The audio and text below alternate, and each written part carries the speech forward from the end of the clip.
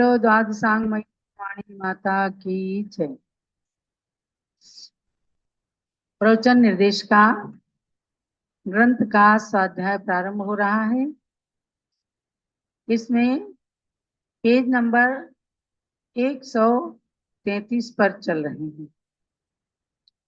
4 अनुयोगों रूप जिनवाणी के अध्ययन की श्रृंखला में आपने प्रथमानुयोग की महिमा को जाना और पुराण ग्रंथों के स्वाध्याय के महत्व को पहचाना है।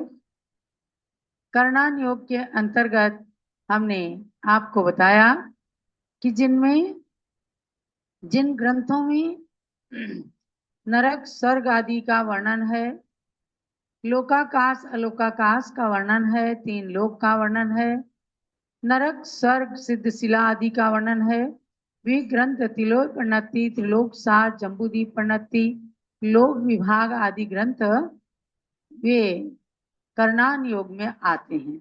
ये बड़े बड़े प्राचीन ग्रंथ हैं और इनके सारे सार को समझने के लिए एक त्रिलोक सार ग्रंथ अपने लिए अत्यंत महत्वपूर्ण है। पुस्तक त्रिलोक भास्कर की, एक त्रिलोक भास्कर नाम की पुस्तक, जिसमें पूज्य गणिनी प्रमुख श्री ज्ञानमती माता ने तीनों लोकों का संक्षेप में सार बताया है और उसे पढ़कर इन सब ग्रंथों की महिमा को और उसके रहस्य को जाना जा सकता है।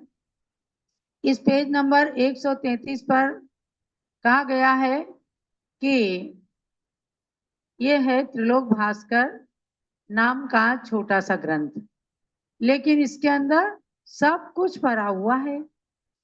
कितनी बड़ी सिद्धशिला है, कैसी सिद्धशिला है, अर्धचंद्राकार, और उस पर किस प्रकार से अनंतानंत सिद्ध परमात्मा विराजमान है, ये सब जानने के लिए आप एक बार त्रिलोक भास्कर पुस्तक पढ़ लीजिए।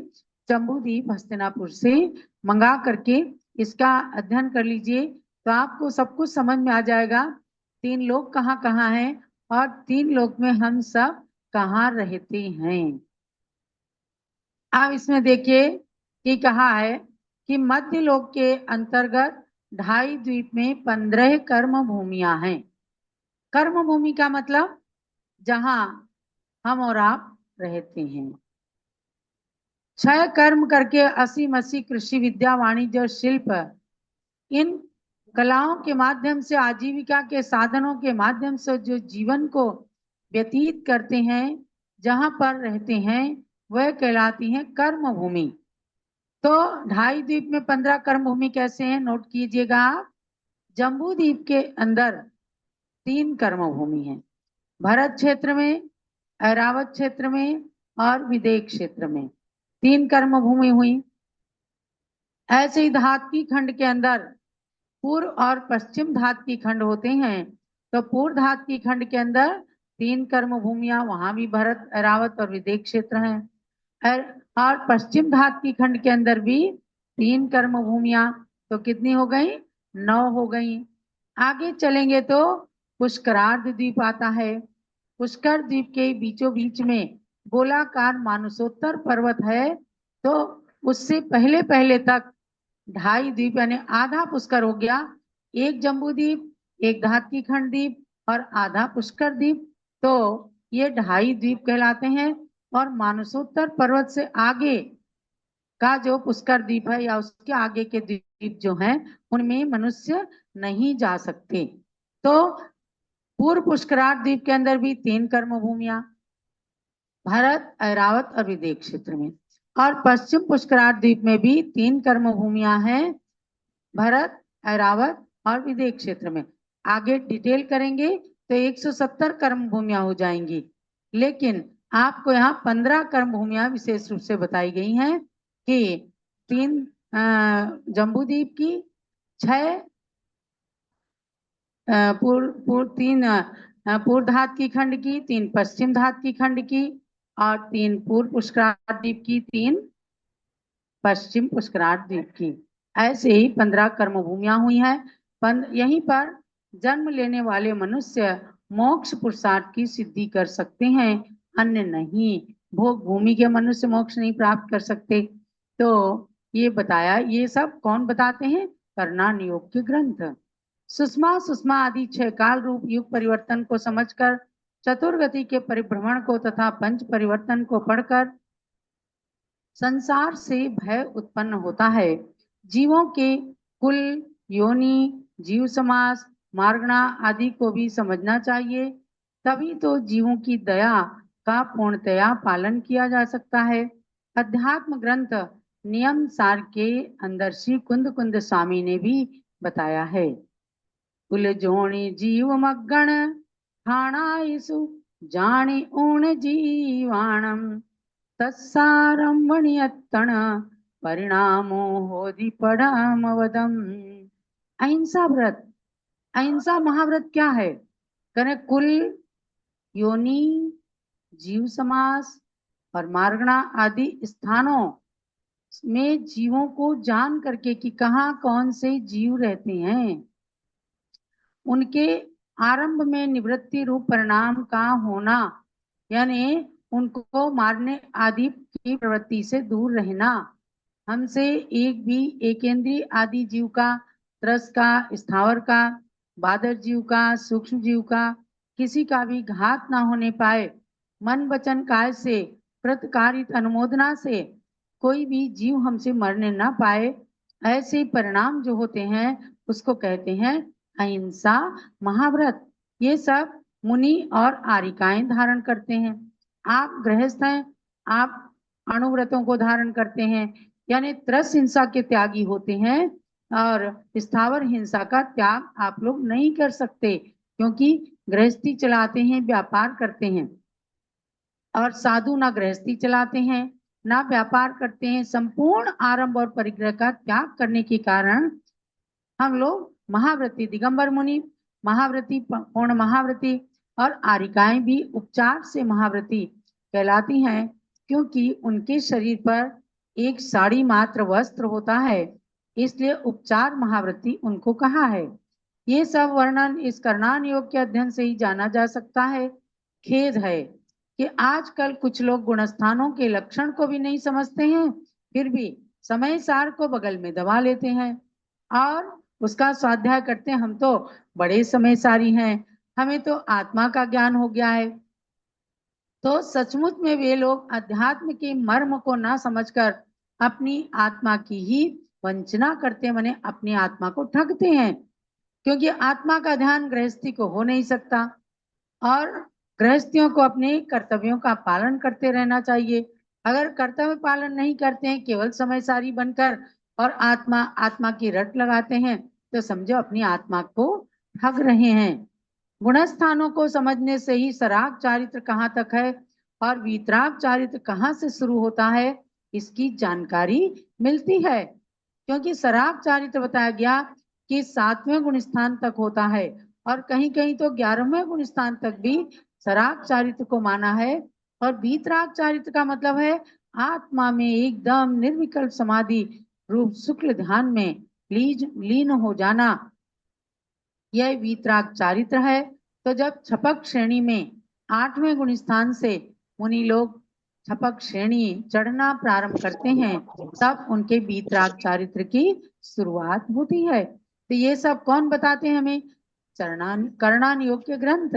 जब उसमें पढ़ेंगे किस गुण स्थान में कितने कर्मों का बंध हुआ, कितने का उदय है, कितनी की सत्ता है, कितने की बंध विच्छुत्ति हुई, कितनी की उदय विच्छुत्ति हुई, कितनी की सत्ता से विच्छुत्ति हो गई, इन सबको जानने के बाद हमको अपना थर्मामीटर मिलता है कि हम कौन से गुण स्थान में हैं, कितने कर्म अभी हमारे बंध रहे हैं।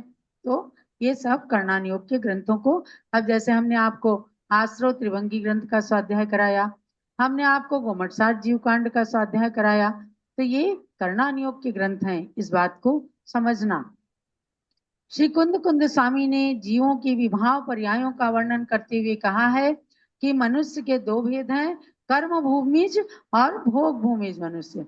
नार की 7 पृथ्वियों के भेद से 7 प्रकार के हैं, यानी भोग भूमि में रहने वाले मनुष्य भोग भूमिज कहलाते हैं और कर्म भूमि में रहने वाले मनुष्य कर्म भूमि कहलाते हैं।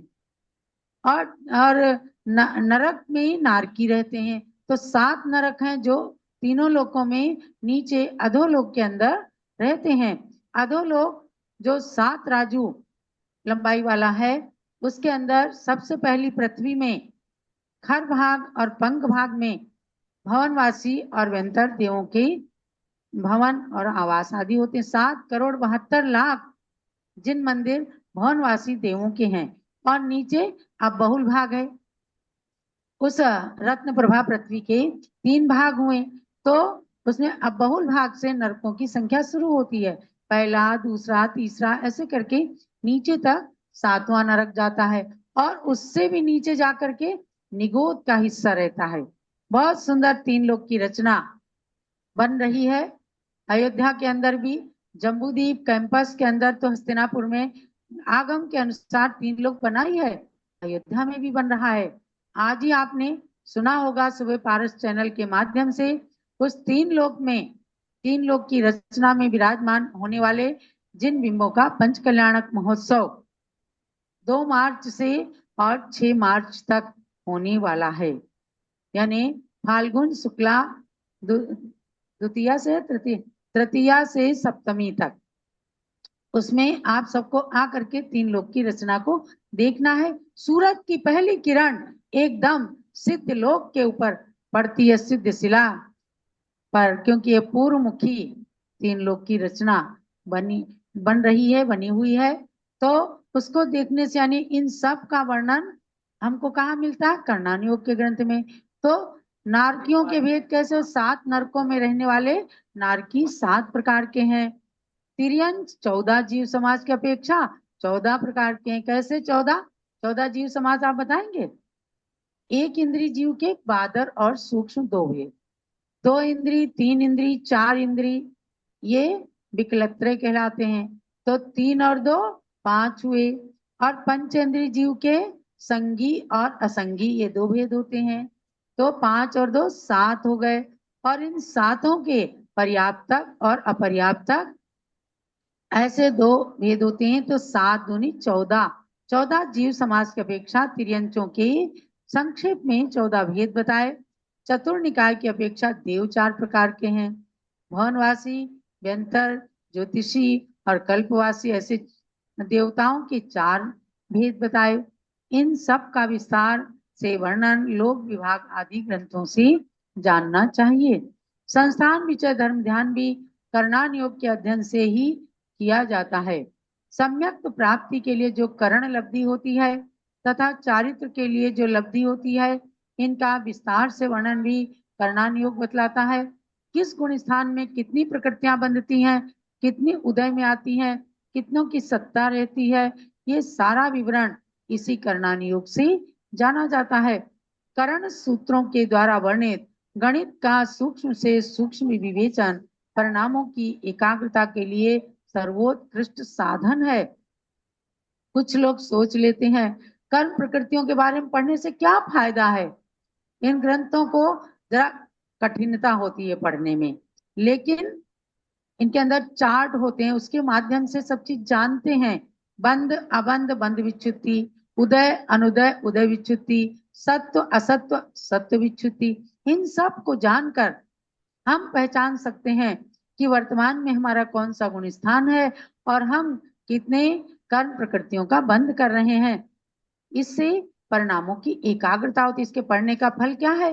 परिणामों की एकाग्रता, कर्म सिद्धांत का चिंतन। उदाहरण दिया पूज्य माता ने अपने गुरुदेव के बारे में। आचार्य श्री वीर सागर महाराज ज्ञानमती माता के गुरु थे। इन्हें चारित्र चक्रवर्ती प्रथमाचार्य शांति सागर महाराज के प्रथम शिष्य और प्रथम पट्टाचार्य, इनसे पूज्य माता ने आरिका दीक्षा धारण करके ज्ञानमती नाम प्राप्त किया। तो आचार्य वीर सागर महाराज की पीठ में एक बार अदीठ का फोड़ा हो गया। अदीठ का फोड़ा मतलब बिल्कुल हड्डी हड्डी के अंदर फोड़ा हो गया और उससे बहुत भयंकर वेदना रहती थी। लेकिन फिर भी आचार्य श्री बैठे बैठे अध्ययन किया करते थे, स्वाध्याय करते थे। जब उनके फोड़े को देखा गया, पीठ के बल महाराज लेट भी नहीं पाते थे, तब डॉक्टर को बुलाया श्रावकों ने। डॉक्टर ने कहा देखो ये तो बड़ा भयंकर फोड़ा है, बेहोश किए बिना हम इसका ऑपरेशन नहीं कर सकते।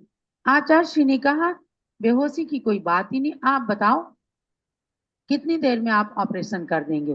बोले घंटे, 1.5 घंटे, 2 घंटे तो लग ही जाएंगे। बोले ठीक है, अब आप कल आ जाना। और तब तक आचार्य श्री ने अपने सहनशीलता की पूरी तैयारी कर ली। अगले दिन डॉक्टर आकर के डरता हुआ उसने अपने औजारों को निकाल करके और आचार्य श्री का ऑपरेशन बिना बेहोशी के किया। और आचार्य श्री टस से मस नहीं हुए, बिल्कुल उफ नहीं किया, पत्थर की मूर्ति की तरह बन गए। वेदना तो होती होगी, ऐसा थोड़ी है कि कोई पत्थर की तरह है कि उन्हें वेदना नहीं, वेदना हुई, लेकिन आचार्य श्री ने अपने उपयोग को कर्म सिद्धांत पर लगा लिया। जब उनसे पूछा गया आचार्य श्री आपने इतनी वेदना को कैसे सहा, बोले कि हमने सारी कर्म प्रकृतियों का चिंतन किया और उसके बाद चिंतन किया हम कितनी बार, असंख्यों बार नरक में जा चुके, न जाने वहां कितनी बार कढ़ाई में तले गए, काटे गए, मारे गए, तिर्यंच की पर्याय में हमने कितनी वेदना सही, और हमने कर्म सिद्धांत के गणित में अपने मन को लगाया और इस प्रकार से हमारे अंदर सहन शक्ति आई। तो ये एक प्रत्यक्ष का उदाहरण पूज्य ज्ञानमती माता ने बताया, जो इसी 50-60 साल के अंदर की घटना है। तो इस प्रकार का ध्यान भी कहलाता है विपाक विचय नाम का धर्म ध्यान। कर्मों की उदय अनुदय आदि का चिंतन करना, ये विपाक विचय धर्म ध्यान है। ये जीव सम्यक व संयम को प्राप्त कर भावलिंगी श्रवण शुद्धोपयोगी आत्मध्यानी बनकर 11वें गुण स्थान तक भी चला जाता है। पुनः वहां से गिरकर कदाचित मिथ्यात्व में आकर यदि एकेंद्रीय पर्याय में चला गया तो पुनः संसार में कुछ कम अर्धपुद्गल परिवर्तन काल तक परिभ्रमण करता रहता है। इन सब प्रकरणों को पढ़कर बोधि को प्राप्त कर उसकी सुरक्षा के लिए पुरुषार्थ जागृत होता है और मिथ्यात्व से भय उत्पन्न होता है। महानुभाव, आपको बताया था कि भगवान ऋषभ देव ने भी राजा सुविधि की पर्याय में क्षुल्लक व्रतों को धारण किया। पुनः आकर के उन्होंने स्वर्ग से देवगति को प्राप्त करने के बाद पुनः मनुष्य का भाव प्राप्त किया था और मुनि बन करके उन्होंने 2 बार उपसम श्रेणी में आरोहण किया था। उपसम श्रेणी में आरोहण का मतलब एक बार 8वें गुण स्थान से 11वें गुण स्थान में पहुंचे, उसके बाद वहां से गिर गए, गिर करके पुनः 6ठे-7वें गुण स्थान में आ गए। उसके बाद फिर से 6ठा-7वां गुण स्थान ऐसा है कि वो बदलता रहता है, कभी 6ठा कभी 7वां।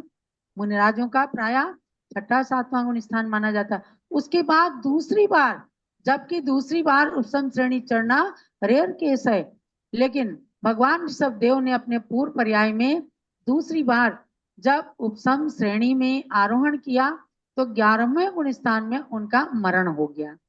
या तो 11वें गुण स्थान में जीव मरण करता है अगर उसकी आयु समाप्त हो गई, या फिर गिरता है। तो एक बार गिरे, पुनः उन्होंने आरोहण किया, 11वें गुण स्थान में उनकी मृत्यु हुई, माने की समाधि हो गई, और उसके बाद उन्होंने सर्वार्थ सिद्धि के अंदर अहमेंद्र, सर्वार्थ सिद्धि विमान कौन, 5 अनुत्तर में जो अंतिम विमान है सर्वार्थ सिद्धि का, जहां से केवल एक भाव लेकर ही सीधे मोक्ष चले जाते हैं मनुष्य का भाव लेकर, उस सर्वार्थ सिद्धि में अहमिंद्र हो गए। 33 सागर तक वहां की आयु को बिताकर सुखपूर्वक पुनः इसी अयोध्या में आकर महारानी मरु देवी के गर्भ से जन्म लेकर प्रथम तीर्थंकर ऋषभ देव बन गए थे। तो ऐसे हम प्रथमान योग को भी पढ़ें तो ये चीजें मालूम होती हैं, करणान योग को पढ़ें तो पता चलता है कि हम गिरने वाले हैं, उठने वाले हैं, हमें अपने परिणामों को हमेशा उठाना चाहिए। इस प्रकार से ये करणान योग भी सम्यक व संयम का कारण है। इसके प्रसाद से रत्नत्रय की उत्पत्ति, वृद्धि और रक्षा होती रहती है। इस विषय में भी प्रमाद न करके इस अनुयोग का सतत अध्ययन करना चाहिए। ये हमने आपको चारों अनुयोगों की सार्थकता नाम की प्रकरण में प्रवचन निर्देशिका ग्रंथ के माध्यम से 2 अनुयोग का की सार्थकता आपको बता दी कि प्रथमान योग के शास्त्रों को पढ़ना, कर्म की व्यवस्था का चिंतन करने के लिए और लोक के आलोक के वर्णन को जानने के लिए करणान योग के ग्रंथों को पढ़ना। इसके लिए आपको प्रथमता मैंने बताया कि त्रिलोक भास्कर का स्वाध्याय जरूर करें। और एक महापुराण सार है प्रथमान योग में। आप अगर अलग अलग तमाम ग्रंथों को नहीं पढ़ना चाहते, महापुराण सार इन दोनों ग्रंथों को आप जम्बूदीप से प्राप्त करके और सार रूप में प्रथमान योग और करणान योग के मर्म को, रहस्य को जान सकते हैं। यही आज के स्वाध्याय का सार समझना कि ग्रंथों का स्वाध्याय करके हमें अपने कर्म की असंख्यात गुणी निर्जरा कर लेना है। जलो द्वाद सांग मई जिनवाणी माता की